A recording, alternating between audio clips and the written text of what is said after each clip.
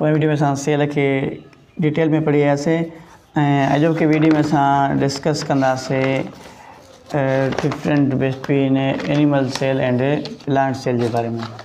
त plant cell and animal cell में कहिड़ा कहिड़ा फ़र्क़ु अची वञनि था, अॼु असां उन्हनि खे डिस्कस कंदासीं। सभ खां पहिरियां अगरि असां प्लांट सेल जी ॻाल्हि कयूं त plant cell and animal cell पोएं वीडियो में पाण डिटेल में पढ़ी आयासीं त ॿई सेल हिक ॿिए खां डिफरेंट आहिनि। हाणे अॼु असां उन्हनि जो डिफरेंस ॾिसंदासीं त ॿिन्ही जे विच में डिफरेंस कहिड़ो कहिड़ो आहे।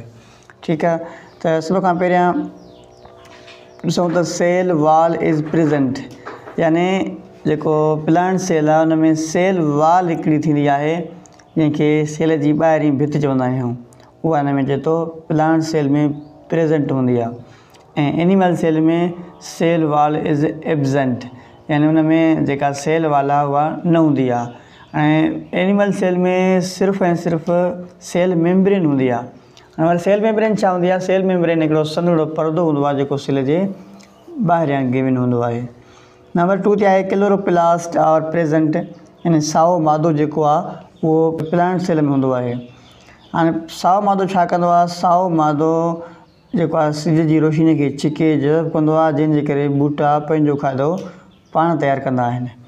ऐं क्लोरोप्लास्ट आर एब्सेंट, जानवरनि जे सेल में क्लोरोप्लास्ट न हूंदो आहे, उन करे असां पंहिंजो खाधो पाण तयारु न करे सघंदा आहियूं, बल्कि ॿियनि ते डिपेंड कंदा आहियूं। नंबर 3 आहे single large vacuole is present. हाणे हिन में प्लांट सेल में हिकिड़ो ई खाल थींदो आहे। ठीकु आहे, हाणे ख़ाली जाइ थींदी आहे। ऐं एनिमल सेल में चए थो many small vacuoles are present, यानी एनिमल सेल में केतिरा ई खाल हूंदा आहिनि मौजूदु।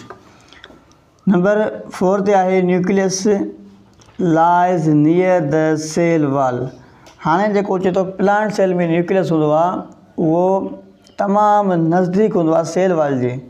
ठीकु आहे, ऐं nucleus lies in the centre of the sale.